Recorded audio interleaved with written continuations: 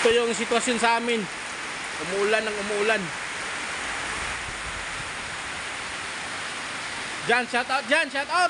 Shout out guys, shout out sa mga nabahan niya. Shout out sa mga nabahaan. Tigwati kon. Shout out ang Manuel ya, kusuking uwan dre ya. Nah, baha na gyud dre. Yes, Mike, na andito kami ngayon sa Apostol Kalahuan, Minglanilla, kung saan makikita namin ang pagbabaha sa kalsada, guys. Oo nga. Ito pong motor ay hindi ito makatawid dahil sa pagbaha na malakas ang ulan dito. Dahil ang ulan ay dahil ang tubig ay basang-basa. Teka, basang-basa ang tubig. Bakit kaya? Excuse me po.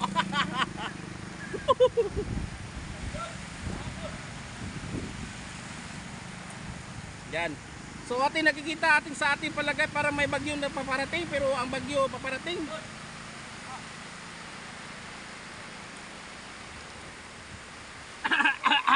Excuse me po. Ito po si Ludan ay nag-uulat.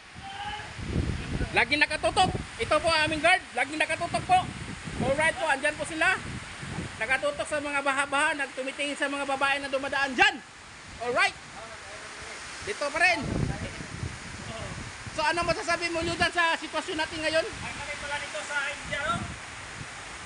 Umuulan po yun. Tingnan mo po yun. Umuulan, no? Umuulan yan.